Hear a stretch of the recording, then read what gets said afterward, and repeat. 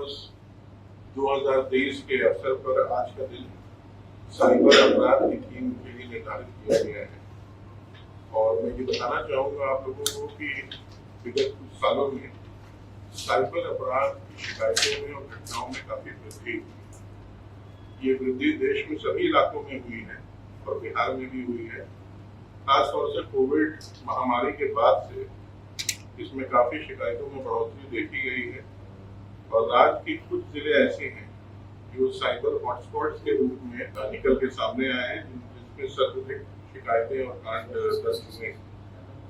तो ये शुरू में जामताड़ा जो झारखंड में एक जगह है उसके मॉड्यूल से प्रभावित थे और अधिकतर शिकायतें जो इसमें आती थी वो जनरली लोगों के मोबाइल फोन में एटीएम उनके डिटेल्स कॉपी कर लेना या ओटीपी लेकर उसको हैक कर लेना और उसके माध्यम से लोगों की जो जमा राशि होती थी बैंकों में उसको धोखाधड़ी करके उस पैसे को अवैध निकासी के रूप में कर लेना। उसके अलावा भी कुछ इस तरह के ऐप्स थे जिनका मोबाइल फोन के जरिए उसमें ऑनलाइन परचेज हो सकती है। ऐसे ऐप्स का भी गलत इस्तेमाल किया जाता था, उनके ओटीपी नंबर्स पर भी हैक करते हुए लोगों को प्रलोभन देकर कभी कभी और कभी कभी झांसा देकर वो डिटेल्स उनसे ऐसे अपराधकर्मी जो थे वो ले लेते थे और उसके जरिए उनके नाम पर उनके अकाउंट से पैसा ट्रांसफर होता था और वो ऑनलाइन परचेज भी कर लेते थे। तो मुख्यतः ये सबसे बड़ी समस्या थी जिसमें लगभग 70% से ज्यादा शिकायतें हम लोगों के पास आती हैं। तो इसके निराकरण के लिए और लोगों की जो शिकायतें हैं उसके त्वरित विचारण और उस पर कार्रवाई के लिए एक हेल्पलाइन नंबर है जो 1930 के डिजिट से ये स्टार्ट होती है। ये व्यवस्था पहले से भी लागू है मगर इसको 26 तारीख से हम लोग रिवैम्प करके पूरी तरह से कारगर करेंगे और ये 24 घंटा कार्यरत रहेगी। इसके लिए आर्थिक अपराध इकाई के जो साइबर सेल है उसमें एक विशेष सेल का गठन किया गया है। 30 SIP लाइन्स हम लोगों ने BSNL की ली है, तो 24 घंटा इस कार्य में लगी रहेंगी और जनता की जो भी शिकायतें हैं किसी भी समय, चाहे वो रात में हो दिन में हो, किसी भी समय तो शिफ्ट बना के उसमें हमारे पुलिसकर्मी पुलिस पदाधिकारी रहेंगे उपलब्ध और उनकी शिकायतों को दर्ज करेंगे। शिकायतों को तुरंत कार्रवाई होगी। और इसके अलावा अगर किसी के बैंक के बारे में शिकायत आती है कि उनका पैसा निकलने वाला है या उसको उन्हें गलत OTP नंबर देकर हैक होने की संभावना है, तो कंसर्न बैंक से हम लोग बात करके ऐसे सस्पेक्टेड बैंक अकाउंट्स को फ्रीज कराएंगे और कोशिश की जाएगी कि उनका पैसे को जल्द से जल्द हम लोग वापस करवाएं। इसके लिए हम लोगों ने करीब 171 पुलिसकर्मियों को विशेष रूप से प्रशिक्षण दिया है। उनका प्रशिक्षण चल रहा है, वो 1-2 दिन में खत्म हो जाएगा। और ये सारे पुलिस पदाधिकारी जिसमें 6 इंस्पेक्टर्स हैं, 15 सब इंस्पेक्टर्स हैं और 150 के आसपास कांस्टेबल्स हैं, जिसमें लगभग 40% महिला सिपाही हैं। ये इस 1930 हेल्पलाइन नंबर पे 24 घंटा कार्यरत रहेंगे और जनता की शिकायतों पे कार्रवाई होगी। इसके अलावा मैं एक चीज और भी आपके माध्यम से कहना चाहूँगा कि जनरली 1930 पर जब जनता अपनी शिकायत दर्ज कराना चाहती है तो उसमें national cyber crime reporting portal खुलता है और उसमें 2 तरह के फॉर्म्स होते हैं। एक फॉर्म को भरना पड़ता है जनता को, जो पीड़ित है उसको, और दूसरा फॉर्म पुलिस की तरफ से भरा जाता है। तो ये भी हम लोगों ने अपने एक्सपीरियंस से देखा है कि बहुत से लोग सुदूर इलाके के होते हैं, गांव के होते हैं, बुजुर्ग होते हैं, महिलाएं होती हैं, जिनको ये फॉर्म भरने में काफी कठिनाई होती है। ऐसे ये फॉर्म बड़ा ही कंज्यूमर फ्रेंडली है और आपके मोबाइल पर भी आप अगर इसको डाउनलोड करेंगे तो तुरंत भरा जा सकता है। तो 1930 की जो हम लोगों ने हेल्पलाइन रखी है इसमें इसका भी ख्याल रखा है कि अगर किसी भी पीड़ित को इस फॉर्म को भरने में कठिनाई है तो उनके लिए हमारे पुलिसकर्मी उनकी तरफ से वो फॉर्म भरेंगे और फॉर्म भरने के बाद उसको वो जमा कर देंगे ऑनलाइन, उस पर वो ट्रांसफर हो जाएगा। और जो दूसरा फॉर्म है वो पुलिस वाले की तरफ से भरा जाता है जो बैंक को जाता है। या मान लीजिए अगर कोई शिकायत आती है जिसमें चाइल्ड पोर्नोग्राफी की बात है, रेप या गैंग रेप की बात है, तो उस पर भी कंसर्न थाने में केस करके या जो भी कार्रवाई उसमें त्वरित होती है वो कार्रवाई पुलिस के स्तर से की जाएगी। तो इस व्यवस्था के आने से हमें उम्मीद है कि हमारे यहाँ जो शिकायतें हैं उनका बहुत त्वरित गति से निष्पादन होगा, कार्रवाई होगी और जनता का जो हार्ड अर्न मनी है, जो उसकी गहरी कमाई है, जिसको टारगेट करते हैं ये साइबर अपराध कर्मी, उसको बचाने में हम लोगों को काफी हद तक सफलता मिलेगी। और सबसे बड़ी बात यह है कि जनता की जो एक जनरल शिकायत है कि वो कहीं जाते हैं दरखास्त दर्ज नहीं होती है और आप जानते हैं कि इसमें गोल्डन टाइम पीरियड होता है। अगर हमें शिकायत 1 से 2 घंटे के अंदर मिल जाए तो हम 100% पैसा वो वापस करवा सकते हैं। मगर जनरली ये होता है कि लोग भटकते हैं और वो जाते हैं बाहर, 1-2 दिन के बाद जब वो शिकायत आती है तो उसमें फिर उस पैसे को रिट्रीव करने में सिस्टम में हमें परेशानी होती है। तो ये हमारा सबसे बड़ा उद्देश्य होगा कि इस हेल्पलाइन के जरिए हम लोगों की मदद करें और उनकी तकलीफों का निराकरण करें। दूसरा पॉइंट जो मैं आपको बताना चाहता हूँ कि हमारे यहाँ साइबर अपराध के विरुद्ध जो कार्रवाई होती है उसमें हमारे 74 साइबर सोशल मीडिया टीम्स हैं, साइबर सेल की सोशल मीडिया यूनिट्स हैं जो हर जिले में पदस्थापित हैं। 7 यूनिट्स हमारे आर्थिक अपराध इकाई में है और एक यूनिट हर जिले में कार्य कर रही है। इसमें 10 सदस्य हैं जिसमें इंस्पेक्टर इंचार्ज होते हैं, उनके साथ सब इंस्पेक्टर्स हैं, डेटा एंट्री ऑपरेटर्स हैं, प्रोग्रामर्स हैं और ट्रेन पर्सनल होते हैं। तो ये हर जिले में साइबर अपराध से संबंधित मामलों में जिला पुलिस को एक विशेषज्ञ राय देते हैं, तकनीकी सहायता देते हैं और कांडों के अनुसंधान में भी मदद करते हैं।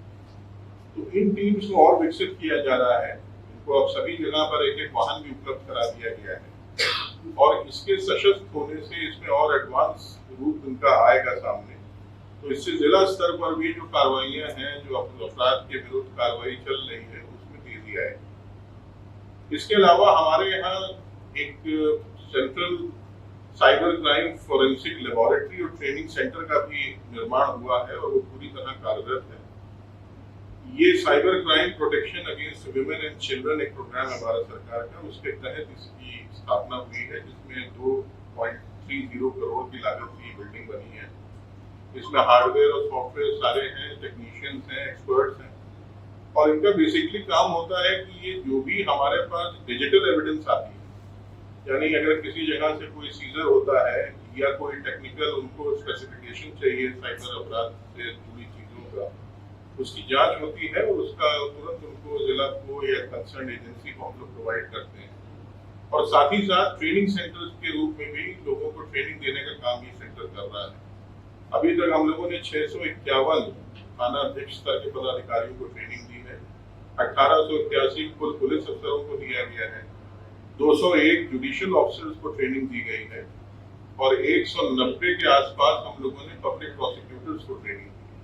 तो जिले में साइबर से रिलेटेड केसेस को देख रहे हैं, उनका विचार में मदद कर रहे हैं। चौथा पॉइंट हमारा ये है कि आपने जनरली देखा होगा कि बहुत से लोग साइबर क्राइम या साइबर का गलत इस्तेमाल करके कंप्यूटर्स का, टेक्नोलॉजी का आपत्तिजनक या विवादित पोस्ट को कर देते हैं। इसमें जनरली वातावरण खराब हो जाता है, शांति व्यवस्था भंग होने की संभावना रहती है, आपसी उन्माद पैदा हो जाता है और इस प्रकार के ऑब्जेक्शनेबल और जितने भी कंटेंट्स हैं जिसमें आदमी को ये लगता है कि किसी के विरुद्ध कोई एक अभियान चलाकर विधि व्यवस्था की समस्या उत्पन्न करने का प्रयास हो रहा है, इस पर भी साइबर सेल काफी सजग है। अभी आपको याद होगा कि छपरा में हाल में ही घटना हुई है जिसमें विवादित और आपत्तिजनक टिप्पणी होने से वहां पर तनाव हो गया था। उसमें हम लोगों ने 4 घंटे के अंदर उस विवादित पोस्ट को ट्विटर से डिलीट करवाया, दोषी व्यक्ति का पता करा गया, उसके डिटेल्स निकाले गए, उनके विरुद्ध FIR हुई है और आगे कानूनी कार्रवाई जिला पुलिस कर रही है। तो ऐसे जो भी व्यक्ति हैं जो सोशल मीडिया का दुरुपयोग करते हैं, विवादित, आपत्तिजनक या किसी भी तरह के ऑब्जेक्शनेबल पिक्चर्स, पोस्ट, फोटोग्राफ डालकर, उनके विरुद्ध भी बहुत सख्त कानूनी कार्रवाई करने का प्रावधान है और उसके लिए हम लोग सजग हैं। इसमें मैं आपकी तरफ से लोगों से अपील भी करूंगा कि आम जनता बिल्कुल भी इस प्रकार के रूमर्स पर और आपत्तिजनक पोस्ट पर ध्यान न दें। अगर उनको कभी भी ऐसा लगता है कि कोई व्यक्ति इस प्रकार के वर्गलाने का प्रयास कर रहा है, शांति व्यवस्था भंग करने के लिए विवादित और आपत्तिजनक पोस्ट, पिक्चर्स डाल रहा है, तो उसकी सूचना पुलिस को, उसके विरुद्ध कड़ी से कड़ी कार्रवाई होगी और इसमें कार्रवाइयां ऑलरेडी 2-3 जगह हम लोगों ने कर ली। और एक चीज और इम्पोर्टेंट है कि साइबर आम जनता के लिए ये सर्विसेज हैं। हमारी आर्थिक अपराध इकाई जो नोडल एजेंसी है, इसमें जनता को अवेयर करने के लिए भी हम लोगों ने, जागरूक करने के लिए भी बहुत व्यापक अभियान चलाया है। हम लोगों ने पोस्टर्स, बैनर्स के जरिए लोगों को अवगत कराया है कि किन किन चीज़ों से बचें, क्या डूज एंड डोंट्स हैं, उनको अपने प्राइवेसी डिटेल्स नहीं देना चाहिए, कभी OTP नंबर शेयर ना करें, कभी इस तरह की जो SMSs आते हैं या फ़ोन कॉल्स आते हैं, अगर उनको लग रहा है कि उनके किसी भी डिटेल, बैंक अकाउंट या उनके पर्सनल मैटर्स के बारे में कोई जानकारी लेना चाह रहा है तो उसको हरगिज़ न दें।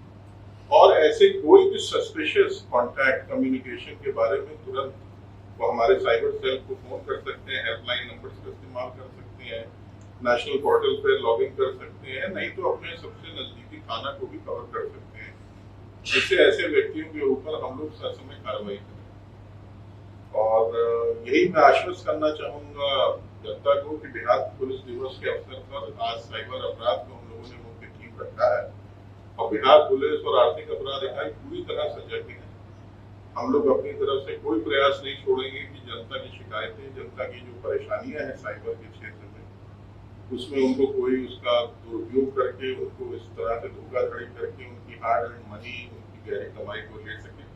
और अगर कोई दोषी है तो उसके विरुद्ध कार्रवाई हो रही है। अभी आपने देखा होगा कि 11-12 तारीख को 2 दिन का हमारा एसआई पूरे राज्य में चला था, जिसमें 35 से अधिक अपराधकर्मी गिरफ्तार हुए थे पूरे बिहार में। और नवादा से और खासतौर से सीवान से तो करीब हमको लगता है कि 1 दर्जन लोगों की अरेस्टिंग हुई है।